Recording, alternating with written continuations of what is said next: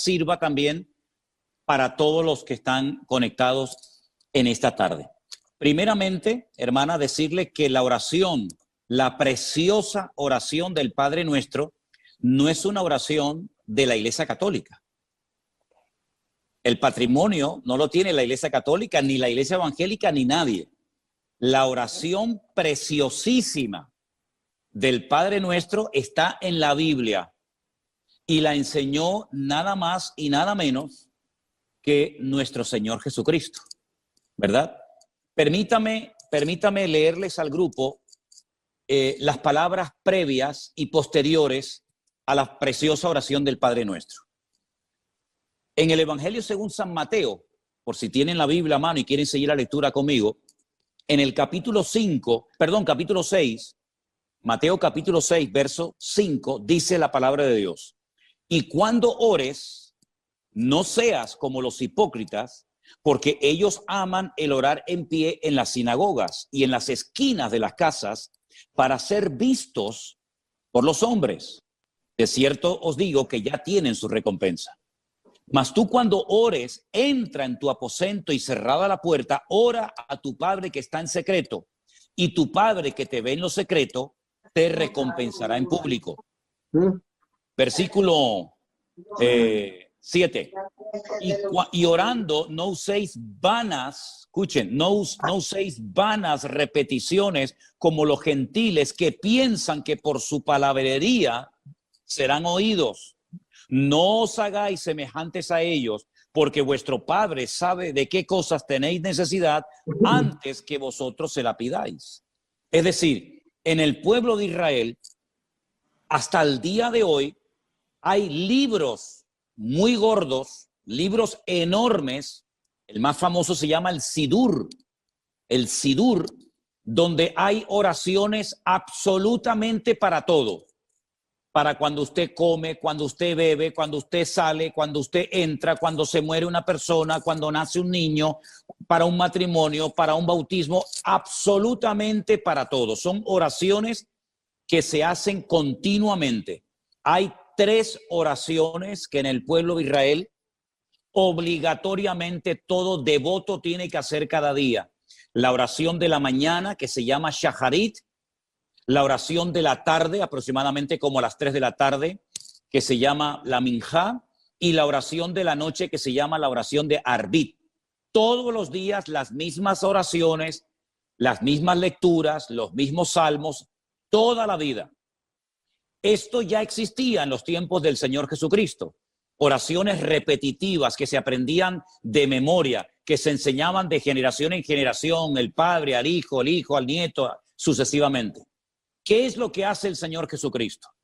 El Señor Jesucristo le enseña a los discípulos y a todos los cristianos una oración modelo, una oración base, que va a servir para que sobre esa oración sepamos qué cosas podemos pedir y cómo debemos pedirla. ¿Es malo repetir en alta voz el Padre Nuestro? En absoluto. En absoluto. El Padre Nuestro, repito, no es una oración de la Iglesia Católica ni una oración de la Iglesia Evangélica, es una oración bíblica.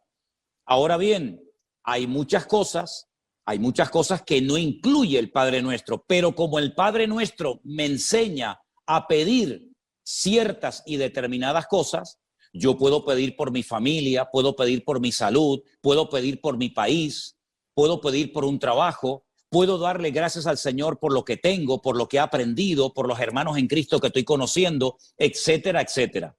Es decir, no está mal repetir el Padre Nuestro en alta voz, en absoluto, pero por favor, no lo hagan, permítame la expresión, como los loros, de una forma ya repetitiva, de memoria, que no sabemos lamentablemente lo que estamos diciendo. Si alguien quiere usar y hablar de vez en cuando con las palabras de la preciosa oración del Padre Nuestro, no hay ningún problema, pero no lo haga como un rezo repetitivo, monótono y aburrido, sino que usted puede orar ahora con total libertad a su Dios, a su Padre Celestial, que lo conoce, que lo ve, y por lo tanto no se limite, repito, no se limite única y exclusivamente a repetir el Padre Nuestro, porque usted puede orar hoy por hoy lo que quiera. Y miren, les voy a dar un consejo que me dieron a mí hace muchos años. Si usted quiere aprender a orar bien, bíblicamente, utilizando términos bíblicos, oraciones preciosas, lean los Salmos. El famoso y precioso libro de los Salmos, que hay 150, léalo. Cada día puede leer un salmo. Hay 150. Muchas son oraciones, pero usted va a aprender oraciones preciosas que también, como no, usted puede utilizar esos términos, esas frases y esas palabras. Así que como conclusión, usted puede repetir el Padre Nuestro cuando quiera, siempre y cuando no lo haga de una forma repetitiva, monótona, religiosa y aburrida. Pero no se limite única y exclusivamente a orar usando el Padre Nuestro, porque usted puede hoy por hoy orar con total libertad de padre a hijo, de hijo a padre, cuantas veces quiera. Espero que haya quedado bien, quiero decir, espero que haya quedado clara, mejor dicho, la respuesta a su pregunta, querida hermana. Perfecto, quedó totalmente claro. Y Amén. quería acotar que sí, bueno, que tengo los libros de los Salmos, un librito solo de Salmos y lo leo siempre, pero bueno, era mi duda. También quería decirle rapidito, porque yo no es que estuve hasta ayer en la Iglesia Católica, pasa que vengo de una familia donde la mitad es católica y la mitad es cristiana. Y entonces me quedaban como que dudas y quise entrar para aclarar dudas, pues de verdad Muy que bien. chévere. Gracias y de verdad que feliz con la respuesta. Gracias. Bendición, hermano. Bendiciones. Vamos a darle lugar a otras personas. Yo, como me estaba fallando el ordenador, la computadora, tengo el iPhone en la mano, el teléfono, pero tengo la pantalla frente a mí. Y Vanessa, si tú ves a gente con la mano levantada queriendo hacer una pregunta, dime de quién se trata y le damos enseguida lugar para que haga su pregunta. Silvia Colín. Ok, Silvia Colín, por favor, si es tan amable, abra su micrófono y haga la pregunta que usted quiera. Ok, bienvenidos todos y qué bueno que estamos en esto y que nos salimos a tiempo de una religión en la que cuando yo me di cuenta hasta lloré porque dije, Dios mío, he sido engañada toda mi vida. Pero bueno, mi pregunta, tengo muchas preguntas, pero voy a hacer una para que todos tengamos tiempo de hacer alguna. ¿Cómo guardar correctamente el día de reposo? ¿Qué es lo que no debemos hacer? Porque en eso sí tengo mucha duda. También, por ejemplo, pues yo soy enfermera, yo trabajé 28 años en la noche para el Seguro Social y pues obviamente que quienes hemos trabajado en ciertos días es muy difícil guardar el día de reposo. Quiero entender que a lo mejor hay que contar 7 días y guardar ahí un día de reposo, por ejemplo, ahora para los jóvenes, para mis hijas, que trabajan mucho más ahora desde que están conectados en línea, ha sido más difícil que puedan incluso dedicarle un momento a Dios porque terminan exhaustos. Esto del encierro creo que ha sido peor para mucha gente porque no le dedican el tiempo tampoco a los hijos o tienen que estar más al pendiente con las tareas. Pero ¿qué se puede hacer para la gente que no puede guardar exactamente el día de reposo? Vamos a ver. Cuando uno lee en Génesis, el primer libro de la Biblia, todo lo que el Señor le ordenó a Adán y a Eva que hicieran, curiosamente, una de las cosas que le pide es que el séptimo día lo santifiquen. La palabra santificar significa apartar o consagrar. ¿Me explico? Apartar o consagrar es lo mismo que santificar. Bien, se lo dijo a Adán y a Eva. Es decir, en el séptimo día, ¿qué es lo que tenían que recordar? ¿Qué es lo que tenían que hacer? ¿Qué tenían que tener presentes aquella pareja por el hecho de que Dios le dijera que tenía que apartar ese día de una forma especial? Ahora bien, los días en la Biblia no reciben nombre. Se llama día primero, segundo día, se juntan los números, noten qué interesante, los números ordinales con los números cardinales. No se dice primer día, sino día primero, después segundo día, tercer día, así sucesivamente. El único día de la semana, repito, el único día de la semana que recibe un nombre es el séptimo, que se llama en nuestro idioma el sábado, y en el idioma bíblico la palabra es Shabbat. Shabbat, de la cual procede con las mismas letras, pero cambiando la pronunciación vocálica, la palabra Shebet, que significa sentarse o reposar, cesar actividad, ¿verdad? Cesar cualquier actividad y consagrar o santificar ese día única y exclusivamente para el Señor. Bien, a lo largo de la historia, ningún pueblo guardó ese día de reposo porque se desviaron. Unos comenzaron a adorar a Moloc, a Baal, a Milcón. Solamente el pueblo de Israel, a lo largo de la historia y después de recibir la Torá o la ley en el monte Sinaí por medio de Moisés, recibió la orden y está dentro de los 10 mandamientos de santificar el día de reposo, el Shabbat. No cualquier día, sino el séptimo. ¿Por qué? Porque en el séptimo día Dios cesó su actividad creadora. Dios no hizo nada, no habló, no hizo nada, ya todo estaba terminado. Y entonces, para decirle a las naciones paganas, nosotros no hacemos nada, porque es el testimonio visible, objetivo, que Israel podía dar como botón de muestra de que ellos creían en una obra creadora por mano de un Dios creador. Entonces, cuando la gente decía, pero ustedes, ¿por qué no trabajan en sábado? ¿Por qué los animales descansan en sábado? ¿Por qué no hacen nada? Porque nosotros creemos que Dios creó todo en 6 días y el séptimo día reposó. Era un testimonio tremendo. Ahora bien, cuando vamos al Nuevo Testamento y nos encontramos ya con la iglesia, con el cristianismo, uno históricamente sabe perfectamente, y solamente es cuestión de indagar y estudiar un poco, que los cristianos seguían, porque la inmensa mayoría en un principio eran judíos, seguían en las casas, en sus hogares, partiendo el pan. Y uno dice, bueno, partiendo el pan se refiere a que tomaban lo que llamamos la Santa Cena, el pan y el vino. No.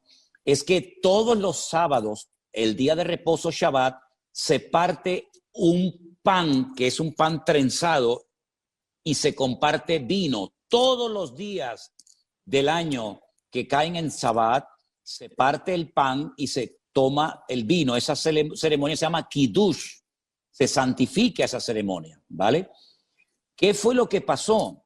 Bueno, algún día hablaremos de todo lo que se fue lamentablemente deteriorando con el paso del tiempo y en los muchísimos concilios que se fueron celebrando a lo largo de la historia, se fueron añadiendo y quitando cosas fundamentales que se habían practicado por siglos y siglos.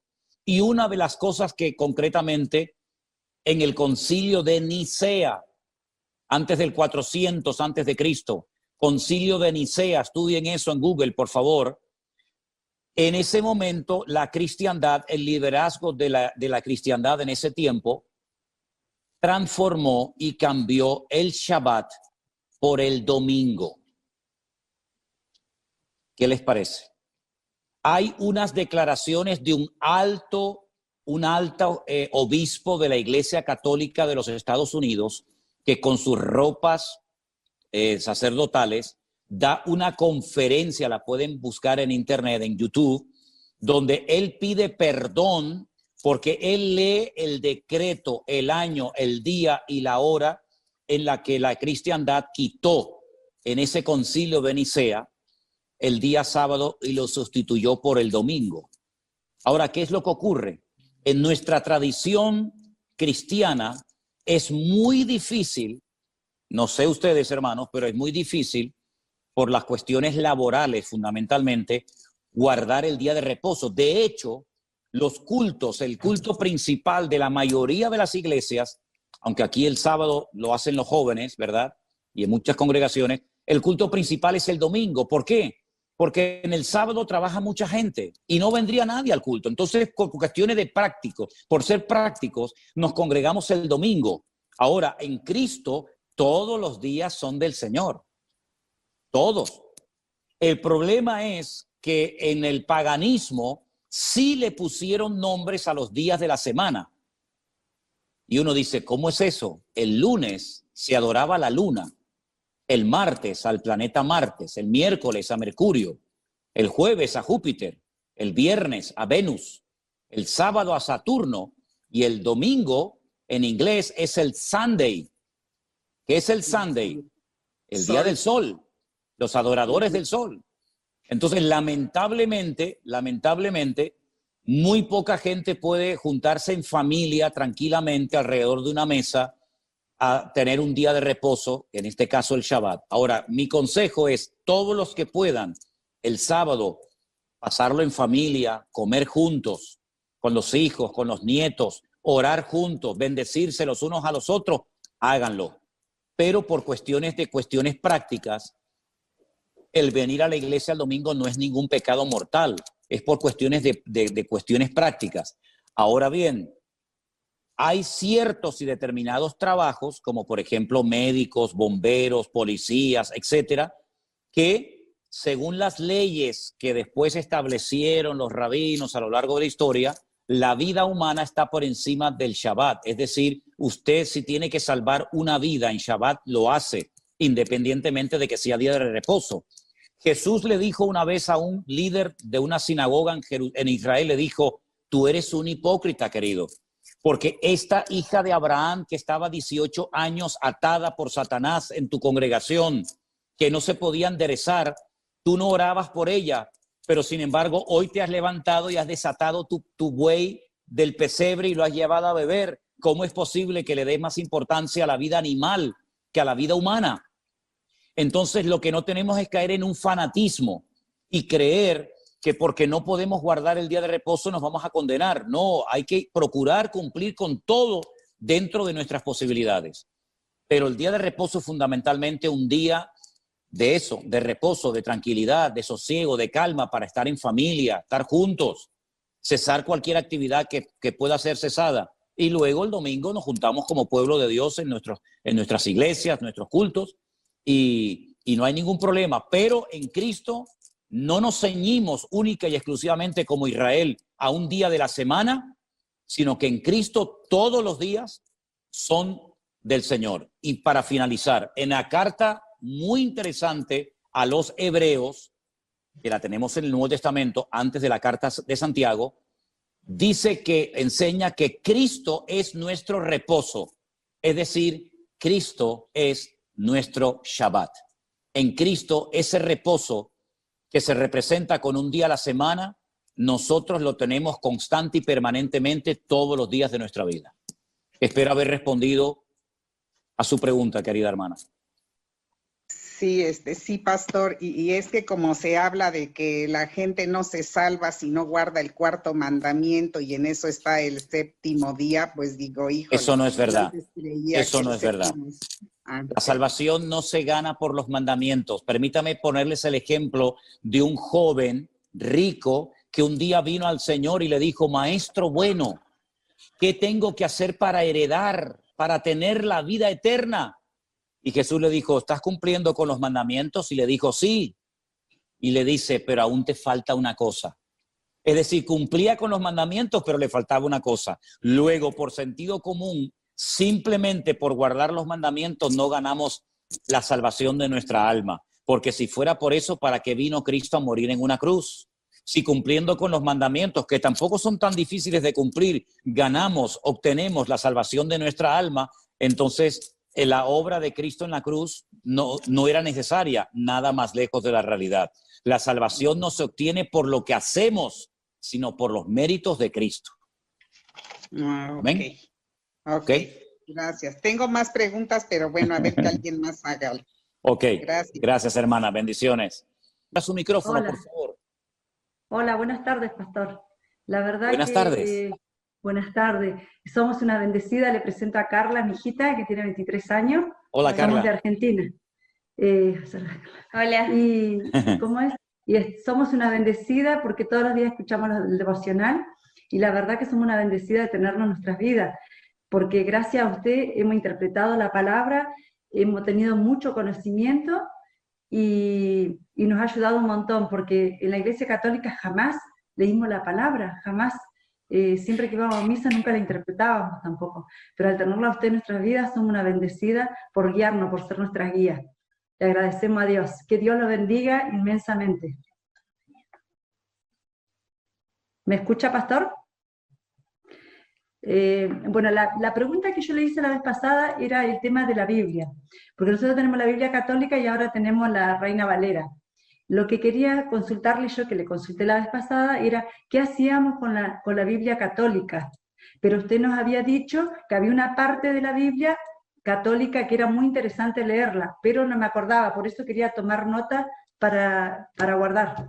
¿Cuál era la parte interesante para leer? No se escucha, no lo escucho, no lo escucho. Perdón, había quitado el micrófono. Ah. La Biblia católica es una muy buena versión. La Biblia católica generalmente es versión nácar colunga, que son los apellidos de la persona que tradujo la Biblia. Igual que la Reina Valera, son los apellidos de Cipriano de Valera y de Casidoro de Reina, ¿verdad? Ahora bien, no descarte la Biblia católica, léala todas las veces que quiera, sin ningún problema, sin ningún problema. ¿Qué es lo que ocurre? A veces nosotros en la iglesia, o cuando yo hago los devocionales por internet, claro, al yo leer la Reina Valera, yo le aconsejo a la gente que tengan la misma versión para que puedan seguir la lectura. Pero la versión Reina Valera es buena, no hay ningún problema. Ahora bien, ¿cuál es la diferencia? Aunque permítame que le corrija una cosita, hermana. No hay Biblia católica y Biblia evangélica. La Biblia es Biblia. No es ni de los católicos ni de los evangélicos. Hay una sola Biblia. ¿Ok? Okay. Ahora, ¿qué ocurre? Mire, en el Concilio de Trento, antes mencioné el de Nicea, ahora les voy a mencionar otro. Siglo XVI, Concilio de Trento, tomen nota. La Iglesia Católica hizo muchos cambios, quitó, puso muchas cosas, y una de las cosas tremendas que ocurrieron en el famoso Concilio de Trento fue que la Iglesia Católica decidió añadirle 7 libros más al canon de la Biblia. Es decir, lo que ya estaba establecido por siglos y siglos y siglos. Fíjese, le estoy hablando del siglo XVI. Luego habían pasado ya muchos siglos después de Cristo, ¿verdad? Le añadió 7 libros de historia judía.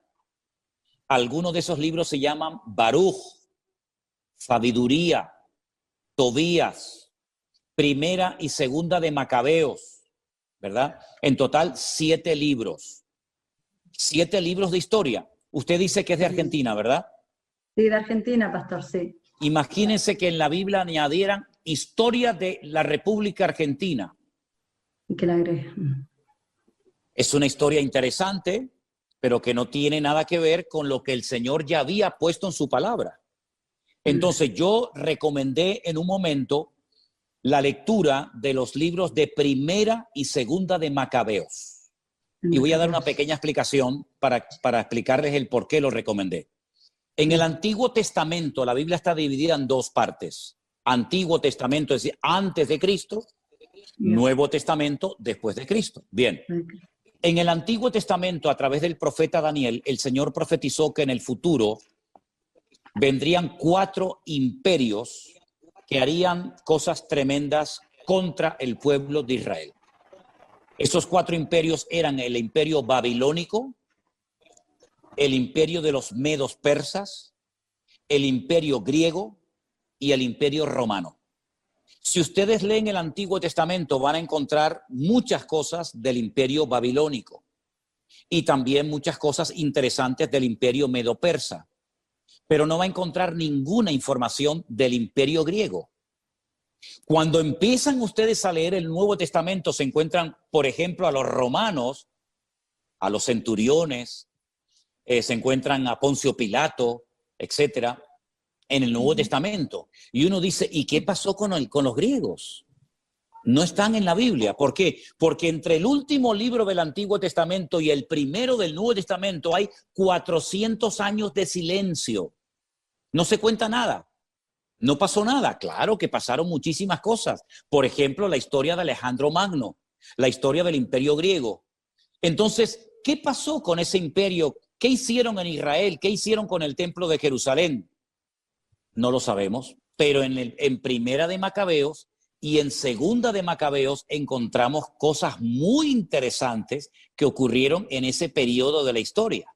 Por ejemplo, la profanación del lugar santísimo, con un tal Antíoco Epifanes que profanó el lugar santísimo y que puso unos ídolos tremendos. En fin, es una historia muy interesante y esos libros están en la iglesia, en la Biblia, digamos, de la Iglesia Católica, la versión Nácar Colunga.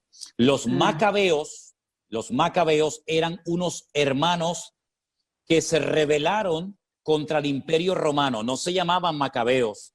Creo que uno se llamaba Simón, otro se llamaba Judá. Todos murieron como mártires. Ellos pelearon, se rebelaron contra el Imperio griego y volvieron a consagrar el templo, que era un santuario pagano griego y que era un gimnasio para hacer gimnasia los griegos, lo volvieron a consagrar al servicio al Señor, ¿sí? Entonces a ellos los llamaban los macabeos, que viene de la palabra macab. La palabra macab en hebreo significa martillo. Un macab es un martillo, son los que golpeaban, los que amartillaban, los que golpeaban a los enemigos, y de ahí viene la palabra macabeos, ¿verdad? Entonces es una historia muy interesante que sería muy bueno que ustedes la leyeran. El libro de Judith es una chica que hace algo por la historia del pueblo de Israel. Esa es la gran diferencia que hay entre una Biblia y otra.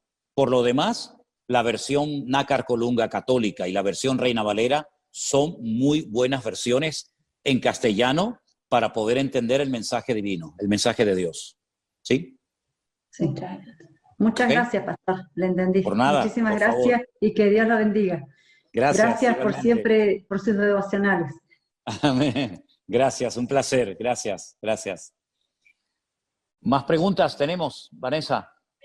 Sí, buenas tardes a todos y que Dios me los Buenas bendiga. tardes, igualmente. Muchísimas gracias, pastor, de verdad, por toda esta oportunidad que nos está dando a todos nosotros. En lo particular, pues siempre he venido de una iglesia, de una formación católica, toda mi familia, de verdad. Aquí nadie me ha dicho, pues, nadie me ha invitado. Es el mismo Señor quien ha puesto todo en mi vida, porque precisamente tuve esa curiosidad de estar empezando a leer la Biblia y obviamente pues a partir de que empecé a leer, que no sabía ni por dónde empezar, yo empecé desde el principio, desde el Génesis. Entonces empezaron a surgirme muchas dudas, precisamente eso de la idolatría, de los ayunos, de todo esto, ¿no? Pero a mí, por ejemplo, en lo que me respecta es en lo que veo en la cuestión de los diezmos y de los ayunos. Porque si bien es cierto, por ejemplo, acá en la Iglesia Católica muchas veces decían no, que los diezmos pues no necesariamente no es necesariamente dar el 10% de lo que tú ganas a esto, sino ayudar a otra gente, ¿no? Entonces, eso me causa como conflicto también porque, bueno, yo pienso que según lo que estoy leyendo, pues es para beneficio del Señor, ¿no? Para edificar. Que esa es otra de las dudas que tengo yo aquí, por ejemplo, ahorita que estamos en la iglesia virtual, ¿cómo hacemos nosotros para aportar, para poder ayudar y contribuir a que esta comunidad crezca? Porque es para beneficio de Dios precisamente. Y lo del ayuno, bueno, ya eso es otra cosa que me imagino que será en otra oportunidad. Vamos por parte, vamos. Piano, piano se va lontano, dicen los italianos, poquito a poco, ¿no? Miren, hermana, vamos a ver, que quede bien claro para todos los hermanos, todo el grupo que en esta tarde está conectado, que yo, que les habla, en ningún momento he hablado de aportar absolutamente nada. ¿Ok? No hablamos de diezmos, ni de ofrendas, ni de donaciones, ni de limosnas. No he hablado absolutamente nada de eso, ni lo haré, salvo si me preguntan. Pero nuestra prioridad y nuestro objetivo no es pedir dinero, ni aprovecharnos de la generosidad de la gente, ni muchísimo menos, ¿verdad? Eso lo quiero dejar bien claro y además ustedes saben perfectamente que me llevan algunos años escuchando, y lo único que hago es simplemente decir gracias, gracias, gracias de todo corazón a los que sienten en su corazón en algún momento mandar alguna aportación, pero jamás hemos pedido nada. Bueno, dicho esto, permítame decirle que cuando el pueblo de Israel recibe lo que llamamos la ley, la palabra correcta sería la Torá, la instrucción, los 5 libros, Génesis, Éxodo, Levítico, Números y Deuteronomio, a esos libros se le llama el Pentateuco, que viene de la palabra 5, Pentateuco, Humash en hebreo de la palabra 5, ¿ok?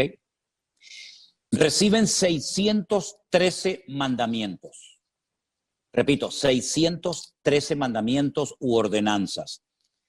Había ordenanzas que eran para las casadas, para las solteras, para los viudos, para los soldados, para los agricultores, para los ganaderos, para los sacerdotes. Sí, imagínense, 613 mandamientos hay para todo el mundo y para todos los gustos. Ok.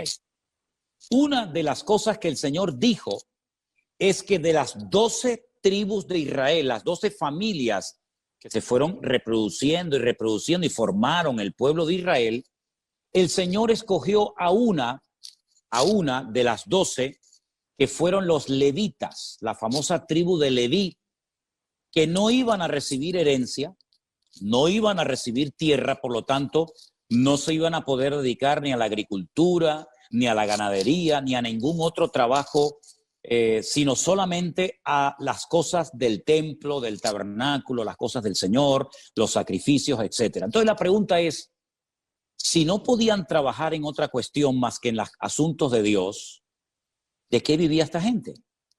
¿Verdad? Pregunta lógica. El Señor estableció un sistema maravilloso, extraordinario. Dijo, las 11 tribus restantes, Judá, Benjamín, Zabulón, Dan, etcétera, van a apartar el 10% de sus entradas. Unos apartaban papas, otros aportaban limones, otros aportaban corderos, otros aportaban fruta. Es decir, cada tribu, hablamos de miles de personas, apartaban el diezmo de sus ganancias, de sus entradas. Si vivían muy lejos y no podían traer la mercancía, la vendían y traían el dinero al templo. Entonces, con ese 10%, ese diezmo que aportaban las 11 tribus de Israel, se mantenía a la tribu de Leví, a los sacerdotes, y se mantenía la casa de Dios, es decir, el templo de Jerusalén en aquel tiempo. Bien, hoy en día, en las congregaciones, yo hablo de mi situación en España, que no recibimos ningún tipo de subvención ni de aportación económica del Estado. ¿Cómo se ha mantenido la iglesia evangélica? ¿De qué vive la iglesia? ¿Cómo pagan la luz, el agua, los alquileres de los locales? Nosotros no tenemos propiedades, todo es alquilado. Pues con las aportaciones voluntarias de la gente, de las ovejas, de las personas. Entonces hay una costumbre dentro del pueblo evangélico que nace, que viene del pueblo de Israel, que es apartar el 10% de sus ganancias y lo aporta a la obra de Dios. Y con eso se pagan los gastos. ¿Qué es lo que está haciendo gente que nos está viendo por internet? Bueno, ellos van a la página web de nuestra iglesia y ven que hay una cuenta bancaria y hay un sistema muy sencillo, muy seguro, muy rápido que se llama PayPal, ¿sí? Y con ese sistema de PayPal, lo que hacemos es permitirle a la gente, perdón, un segundito, y el Señor es fiel y el Señor nunca nos abandona y hasta el día de hoy podemos decir que el Señor ha cuidado de su obra. ¿Me entendió la respuesta? ¿Sí? Sí, pastor, buenas tardes. Abra su micrófono, por favor. María Luz. Ok, ya puede hablar. Sí, la escucho. La escucho. Buenas tardes, pastor. ¿Me escucha? Le escucho perfectamente, hermana. Adelante. Ya. Buenas tardes, muchas bendiciones para todos. Mi duda es que, bueno, alguien preguntó sobre eso, primero que nada, sobre el ayuno. Y luego sobre el bautizo, ya alguien por ahí, hermano cristiano de otra parte, sí me decía de que yo me tenía que bautizar luego ya. Entonces yo le dije que una vez la había escuchado a usted, que usted decía que, como dijo delante, piano, piano.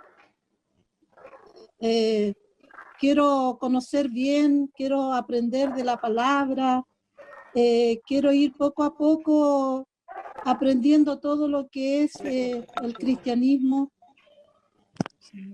y lo que me diga el Señor. Entonces, no estuve un poco de acuerdo con esa persona porque como yo siempre fui católica, toda mi familia fue católica, y siempre dije de que si algún día el Señor me llamaba, yo quería hacer las cosas bien. Entonces, estoy en eso, estoy aprendiendo y yo quiero saber si estoy errada en lo que yo pienso. Por eso mi pregunta iba ya hacia lo del bautismo, pastor. Ok, hermana. Escuché su pregunta perfectamente y se la voy a responder. ¿Usted me está escuchando bien a mí? Sí. Ok, mire, hermano, vamos a ver. Cuando uno va a la palabra del Señor, que es a donde siempre tenemos que ir a ver qué es lo que el Señor manda, a ver qué es lo que el Señor ordena, uno se encuentra que hay gente en el Nuevo Testamento que se bautizaban. Y entonces uno dice, bueno, ¿cómo se bautizaba la gente? ¿Cómo hacía la gente en la Biblia para bautizarse? Vamos a ver cómo lo hizo el Señor Jesucristo. Uno se encuentra al Señor Jesucristo, que no es un niño, sino ya es una persona adulta, que va caminando por su propio pie a un lugar donde hay un tal Juan el Bautista que está bautizando a la gente en el río Jordán. Entonces uno dice, qué curioso que el Señor Jesucristo, que es nuestro ejemplo en todo, ¿verdad? El Señor Jesucristo es nuestro ejemplo en todo. Sus padres, José y María, no lo bautizaron cuando era un niño pequeño, sino que él a la edad de 30 años se bautiza, lo bautizó Juan el Bautista, y después, como saben ustedes, se va al desierto y está ayunando un montón de días hasta que él comienza su ministerio. Bueno, después cuando el Señor Jesucristo 3 años después termina con su precioso ministerio, reúne a sus discípulos y les dice, id por todo el mundo y predicad el evangelio. El que creyere, escuche bien el orden, el que creyere y fuere bautizado, es decir, que él lo que quería es que la gente que se fueran a bautizar supieran lo que están haciendo. No fuera algo por tradición, algo impuesto por la sociedad, como la familia que obliga y que presiona para que al niño lo bauticen, sino que vemos que todos y cada uno de los ejemplos que encontramos en la Biblia de personas que se bautizaron, ninguno era ningún niño. No eran niños de una semana, de un mes, de 15 días. No, eran gente grande, era gente adulta que primeramente creían y luego se bautizaban. No es que se bautizaban primero y luego creían. No. Ese no es el orden. El orden lo pone el Señor en su palabra. Dios en su palabra dice, primeramente hay que creer, arrepentirse de los pecados, pedir perdón al Señor y luego, como señal de ese arrepentimiento, de ese cambio, viene el bautismo. Entonces, seguramente, hermana, a usted, como a mí y como a la mayoría de nosotros, a nosotros nos bautizaron cuando éramos chiquitos, cuando éramos niños pequeñitos. Yo no sabía lo que me estaban haciendo, no me acuerdo de eso, pero cuando ya fui grande y leí la Biblia, y me di cuenta que mi Señor Jesucristo se bautizó de grande y que Él ordenó a la gente bautizarse de adulta, entonces yo dije, yo ahora me quiero bautizar. porque ahora lo entiendo, porque ahora lo quiero hacer, no porque papá, mamá, el abuelo, la sociedad o la familia lo dice, sino porque yo lo siento hacer y quiero poner en práctica ese mandamiento de la palabra del Señor. Entonces, claro que tenemos que bautizarnos de grande, hermana, pero no tenga prisa, no se preocupe. Yo estoy orando al Señor y pido ahora a ustedes que lo hagan también conmigo, para que, si Dios lo permite, claro, el mundo está tan raro y todo está tan cambiado que ya uno no puede hacer planes ni de aquí a mañana, ¿verdad?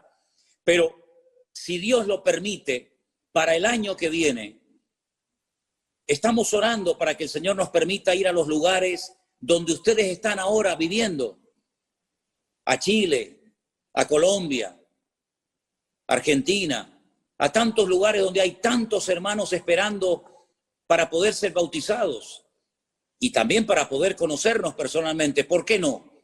Entonces les pido que oren, porque si el Señor lo permite, imagínense los hermanos de Argentina, de Chile, de Colombia, de otros países que se quieren bautizar. Qué lindo sería si nos pudiéramos juntar y hacer un día, un culto, una reunión en un río, en un lago, en algo, en un sitio donde poder bautizarles a todos ustedes. Así que no tengan prisa. Yo sé que muchos lo han leído, lo quieren poner en práctica porque no han leído de la palabra del Señor, pero no tengan prisa. Ya lo haremos cuando el Señor lo permita y lo crea conveniente. Amén, hermana. Así que le animo a que siga adelante con el Señor. Lea la palabra, preste atención a lo que dice el Señor y no tanto a lo que dice la gente. Y no se preocupe que cuando llegue el momento, usted podrá poner en práctica ese mandamiento de la palabra del Señor. Espero haber respondido a su pregunta en esta noche, perdón. Bueno, aquí es de noche, para ustedes es de día. Hola, pastor, qué gusto más grande poder saludarlo. ¿Me escucha bien? Sí, le escucho. Ya, qué bueno, qué gusto poder saludarlo. Yo soy de Chile y bueno, católica hasta hace poco tiempo y tratando de poder seguir lo más posible algo que no conozco muy bien. Entonces, mi pregunta es la siguiente, pastor. La verdad es que uno tiene que llevar una vida a diaria. Y usted sabe que en los católicos, ya que usted fue católico también alguna vez, todo sirve, todo vale. En los católicos uno iba a misa el día domingo y se sentía que había quedado purificado para el resto de la semana. Entonces, mi pregunta es la siguiente. Yo he visto que no hay por ejemplo, para nosotros, sabe que los católicos la Eucaristía, como decía la otra señora, es súper importante. Y yo he visto que en la iglesia que usted preside, eso es una vez al mes. Y nosotros para poder comulgar teníamos que habernos confesado, ¿cierto?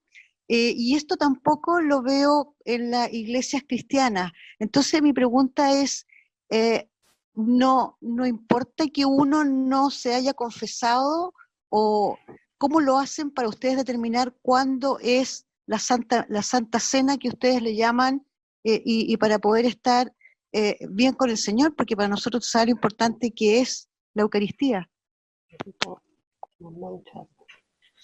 Le escuché perfectamente, hermana. Le escuché perfectamente y es una pregunta muy, muy interesante y me alegro mucho que la haya hecho porque estoy seguro de que le va a ayudar a más de uno de los que están conectados en esta noche.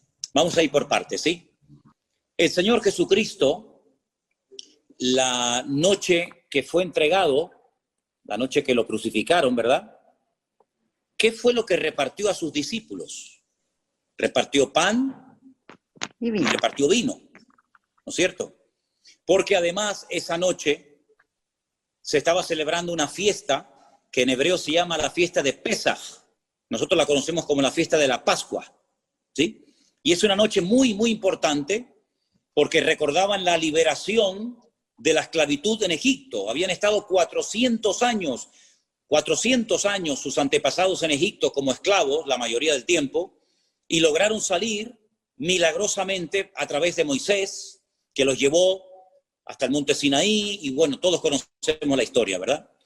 Entonces, todos los años se sigue celebrando en Israel la fiesta de la Pascua, donde comen hierbas amargas, donde comen el cordero, donde comen pan sin levadura, donde toman el vino, ¿cierto? Ahora, en el Nuevo Testamento, el Señor Jesucristo dijo, haced esto en memoria de mí, y todas las veces que lo hagáis, la muerte del Señor anunciáis hasta que Él venga. Es cierto que cuando uno era católico, y sé perfectamente lo que usted dice, porque yo era casi de misa diaria, porque en aquellos tiempos teníamos que ir a misa casi todos los días en el colegio, y previamente teníamos que pasar por el confesionario.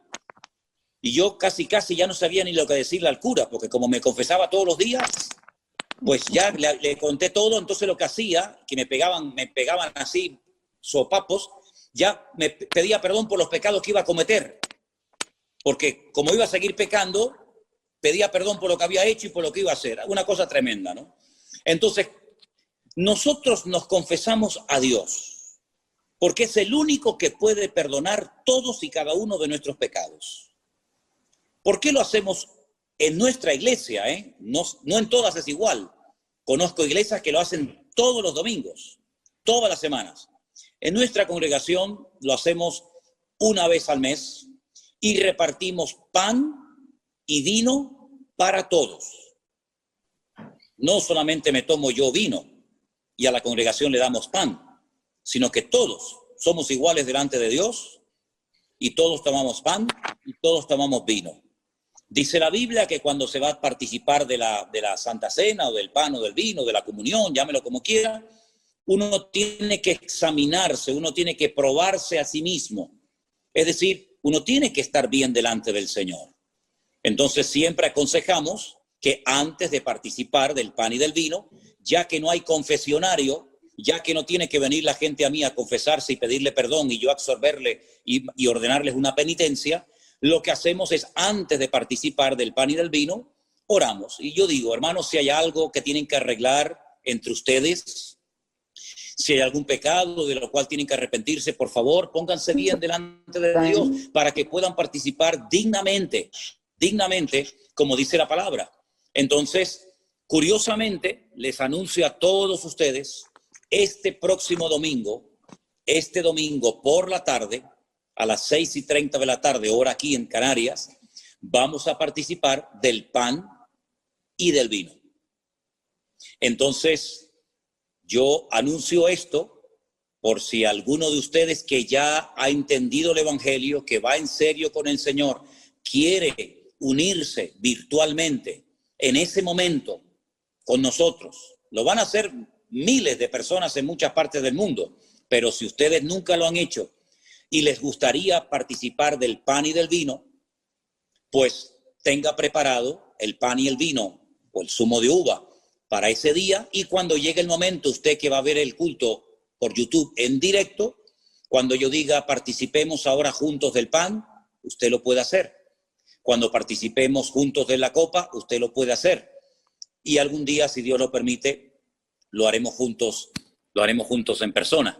Así es que nosotros, ya digo, nos confesamos al Señor, procuramos estar bien delante del Señor para participar dignamente del Señor. Así que de aquí al próximo domingo, todo lo que tengan que arreglar, si tienen que pedir perdón, si tienen que perdonar, si tienen que alinearse con el Señor, procuren hacerlo todo decentemente y con orden, para que el próximo domingo, si Dios quiere y lo permite, podamos participar juntos del pan y del vino y disfrutar de un tiempo muy bonito en comunión. A pesar de la distancia, podemos hacerlo virtualmente por internet. ¿Les parece? Espero haber respondido a su pregunta, querida hermana. Sí, fue muy maravilloso, pastor, muy amable, muy claro, y quedé bastante tranquila porque era una de las dudas que yo tenía precisamente, porque usted sabe lo que significaba para los católicos, pero ya ahora que yo ya no sé dónde tengo el pie, espero que en la iglesia, que verdad, porque es difícil, es muy difícil guardé la Virgen, yo era marianista de rezar el rosario todos los días, y hay cosas que han sido difíciles, pero estoy muy contenta porque a través de la Biblia que la aprendí a leer con usted, pastor, me he ido dando cuenta y he ido encontrando las respuestas ahí. Entonces no siento que estoy haciendo algo mal, porque me sentía como engañando a la Virgen, me sentía como mal, me sentía con un peso súper grande. Claro. Entonces, ahora ha sido muy reveladora su palabra, usted es muy claro, me encanta cuando se enoja y nos reta, me gusta muchísimo eso. Ha sido muy amable. Muchas Gracias, hermana. y Gracias, un placer. muchas bendiciones. Un placer poder servirla y le voy a decir que hay un versículo en la Biblia, en la carta de Pablo, del apóstol Pablo a los Romanos, capítulo 8, versículo 1, dice: ahora pues ninguna condenación hay para los que están en Cristo Jesús, los que no andan conforme a la carne, sino conforme al Espíritu. No se sienta mal por hacer las cosas como Dios dice en su palabra. Al contrario, dígale: gracias, Dios mío, porque ahora con tu palabra tengo más paz y más tranquilidad que nunca. Y yo le animo a que este domingo, tal vez por primera vez en su vida, no lo sé, usted se anime con su trocito de pan y su copita de vino a participar con miles de hermanos de la cena del Señor, recordando su muerte, su resurrección y su venida. Que el Señor la bendiga. Será. Así será. Amén. Muy amable, pastor. Amén. Muchas gracias. Gloria a Dios. Qué bueno.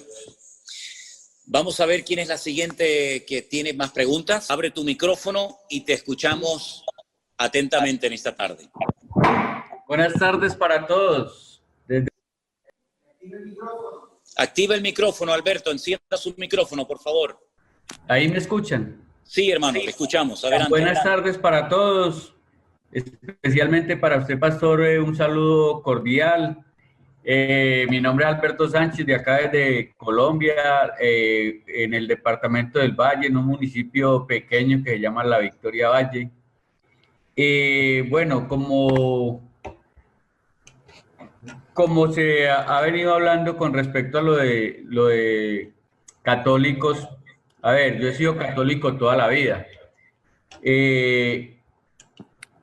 En tiempos de pandemia, por recomendaciones, un día me colocaron a ver el pastor online y me quedó gustando y desde ahí empecé a verlo a usted y me he enamorado bastante de su forma de predicar, de su forma de enseñar, de su forma de hablar, sobre todo porque en usted no se ve fanatismo, sino como esa enseñanza.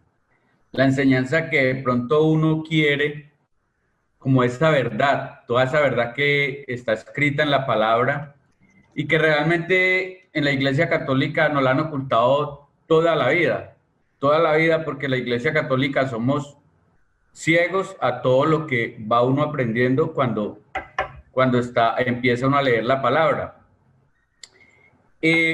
Me genera muchas dudas con respecto al cambio que estoy obteniendo en estos momentos. De hecho, ya he ido como en 2 ocasiones a una iglesia cristiana por ir a mirar a ver, porque de todas formas esto es un cambio que uno empieza como a tener. Mi familia es una familia muy grande, de 76 personas aproximadamente, todos son católicos, entonces yo me confundo y digo, yo me preocupo y empiezo a decir, ¿cómo voy a convencer yo a mi familia de que me crean esto? De hecho, mi mamá tiene 93 años y me pregunta, hijo, ¿ya fue a misa? Y yo, sí señora, pero, o sea, yo le digo que ya fui a misa, pero fue en el culto, o estuve viendo la prédica suya ayer, y le dije yo, mamá, ya fui a misa. Entonces, como todas las confusiones. De hecho, uno también está acostumbrado a persinarse, a santiguarse.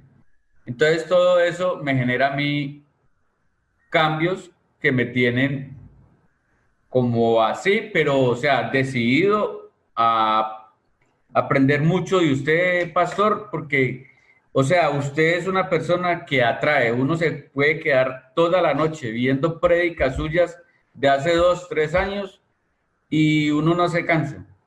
Le aseguro que uno no se cansa. De hecho, anoche me vi como 3 seguidas y uno no se cansa de verlo a usted. Entonces, estoy muy contento de haberlo conocido, aunque sea por redes sociales. Y qué rico que esté pensando en venir el otro año a los diferentes países. Aquí en Colombia lo esperaremos, porque hasta que usted no venga a Colombia, yo creo que no me bautizaría. Bueno, vamos a ver, Alberto. Mira, hermano, la mejor forma de predicar, ¿me oyes bien? Sí, señor. La mejor forma de predicar es con el ejemplo. Entonces, si usted da un buen ejemplo a su familia, yo le aseguro casi al 100% de que va a ser su familia la que le va a preguntar a usted qué le está pasando, qué le hicieron a usted. Porque es imposible que un cristiano de verdad, nacido de nuevo, comprometido con el Señor, que se toma en serio su vida cristiana, pase desapercibido. Usted no se preocupe por convencer ni a su familia ni a nadie, porque ese no es nuestro trabajo. Eso lo hace el Señor, y Él lo sabe hacer mejor que usted y que yo. Así que usted limítese única y exclusivamente a hacer lo que el Señor dice. Y no se preocupe que le va a llegar la oportunidad, créame, le va a llegar la oportunidad de que usted pueda explicar qué es lo que le está pasando. Y mire, esto es muy fácil. Mire, a su papá, a la mamá, a la abuela, al sobrino, a quien sea, mire, yo lo que estoy haciendo es leer la Biblia, escuchar unos cultos y unas predicaciones y tratar de agradar a Dios lo mejor posible dentro de mis posibilidades con la ayuda de Dios. Y no se preocupe, Alberto, que Dios ya le dará sabiduría y palabra para que usted pueda dar una explicación coherente a toda la persona que le pregunte, que le van a preguntar qué es lo que te está pasando a ti, porque tú estás raro, a ti te han hecho algo, tú estás yendo a algún sitio, a ver, dinos, cuéntanos. Tú no te preocupes, Alberto, que ya el Señor te va a dar la oportunidad de hacerlo. Fortalécete bien en el Señor, ponte bien con el Señor, sé un ejemplo, que no te señalen con el dedo y te digan, sí, pero usted mucho cristianismo, pero mire esto y mire aquello. No.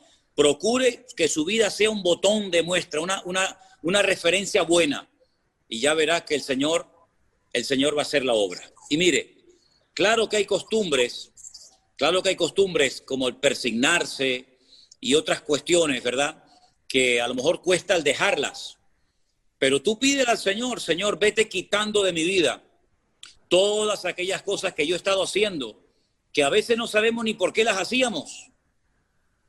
Cuando en España pasaba un coche fúnebre, yo no sé si en Colombia o en los países de ustedes se hacía, pero en España, cuando pasaba un coche fúnebre, la gente se persignaba, ¿verdad? Y uno dice, ¿y por qué? Bueno, son supersticiones. O cuando el futbolista va a entrar a la cancha a jugar, se persigna. O cuando la gente se va a tirar al agua, a la piscina o al mar, se persignan. Son costumbres, son cosas que la gente hace por tradición, pero que usted no las ve en la Biblia por ninguna parte, porque eso lo hace uno como una especie de protección. Que no me pase nada, que no me ahogue, que no me peguen una patada y me hagan daño. Pero ¿sabe qué? Ahora tenemos la mejor protección del mundo, que es el Señor de señores y el Rey de reyes, que está en nosotros, con nosotros todos los días hasta el fin del mundo. Así que usted no tenga miedo de pasar por debajo de una escalera, de ver un gato negro, de subirse a un avión, a un ascensor. No tenga miedo de nada, porque el Señor le va a proteger y le va a cuidar, porque usted ahora es su hijo y el Señor le va a cuidar de todo peligro y de todo mal. Así que no tenga prisa, pero sobre todo el testimonio, hermano, el ejemplo. Eso es una imagen. Usted no oyó el refrán que dice que una imagen vale más que 1000 palabras. Sí, señor. Pues así es. Usted dé un ejemplo y ya verá cómo su familia, uno detrás de otro, le van a preguntar y usted le va a poder dar testimonio de lo que el Señor ha hecho en su vida. Dios te bendiga, Alberto. Bendiciones. Bendiciones para usted también, pastor. Muchas gracias. Un abrazo grande, mi hermano. Tenemos más preguntas, ¿verdad? Mira que el tiempo vuela. El tiempo, no sé cuánto tiempo llevamos, pero me imagino que hay gente con preguntas, ¿sí o no? Dele, por favor. Dios me lo bendiga, pastor. Aquí lo escucharemos. ¿Me escucha? Perfectamente. Bendiciones para usted, para la hermana Elena, que por ahí miré su mano, para el hermano Anderson también los miré, a todos detrás de cámaras, agradecida con el Señor porque lo tenemos aquí enseñándonos. Es un maestro muy duro, pero muy justo. Entonces, mi pregunta es, pastor, ¿qué clase de pan tenemos que compartir con usted el día de, qué clase de vino, el día de que hagamos compartir Mire, el pan y el vino? Sí, está buena la pregunta, está buena. Mire, realmente lo que se tomaba, lo que se comía en los tiempos de Cristo y lo que comían los discípulos cuando llegaba esa noche, sobre todo en la época de la Pascua, era realmente pan sin levadura. Era lo que se comía, pan sin levadura. Era como de una galleta, ¿verdad? Y en el libro de Éxodo explica por qué se tenía que comer pan sin levadura, porque no había tiempo para que leudara la masa, porque tenían que salir muy rápido de Egipto. Pero mire, no se hagan problema con eso. Cualquier trocito de pan que usted tenga por la casa. Tampoco tiene que ser 1 kilo de pan. Un trocito pequeño. No se me vaya a agantar. Y después queramos tomar mucho más vino, ¿verdad? Un trocito de pan cualquiera. Podemos participar juntos de la Santa Cena el domingo, si Dios quiere, que va a ser muy lindo. Y que estoy seguro que para muchos de ustedes va a ser la primera vez que lo van a hacer. Para mí sería la primera vez. ¿El vino, qué clase de vino? ¿Cualquiera? Dígame, hermana. El vino, pastor, ¿qué clase de vino? ¿Sería cualquier? Mire, vamos a ver, con el tema del vino, yo le digo, si hay alguna persona que ha tenido problemas con la bebida, es decir, que ha sido alcohólico, que ha tenido problemas con la bebida, yo le recomendaría que tomara zumo de uva. El zumo de uva, que es como si fuera vino, porque hay gente que fue alcohólica y no le conviene tomar vino. Claro. Ahora, los que nunca hemos tenido problemas con la bebida, los que nunca hemos sido esclavos del alcohol, solemos participar con una copita chiquita, copita chiquita de vino. Pero si no tiene vino, pues con zumo de uva, sin ningún problema.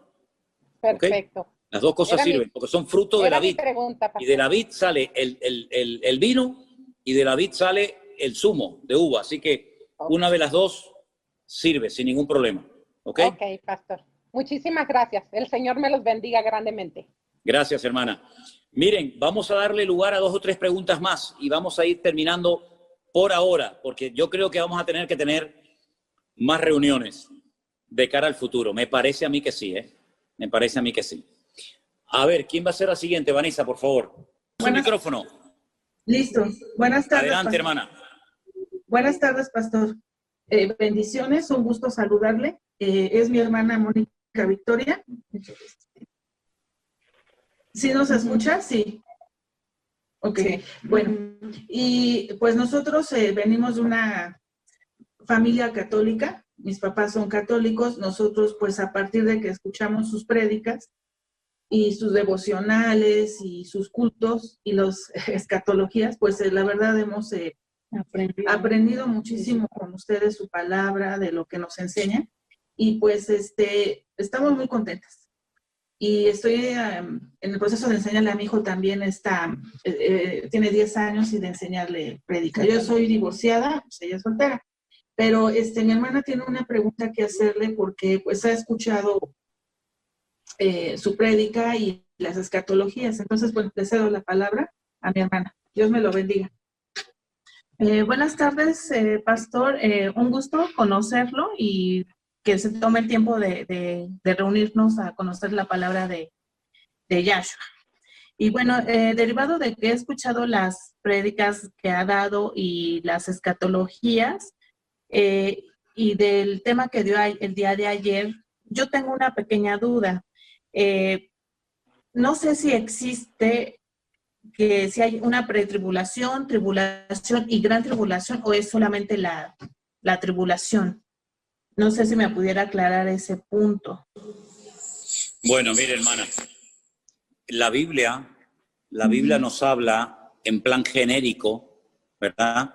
A nivel general de algo que se conoce como la gran tribulación. En el Antiguo Testamento la expresión no es gran tribulación, sino es el tiempo de angustia de Jacob. Es lo mismo, pero depende si usted está leyendo el Antiguo o está leyendo el Nuevo.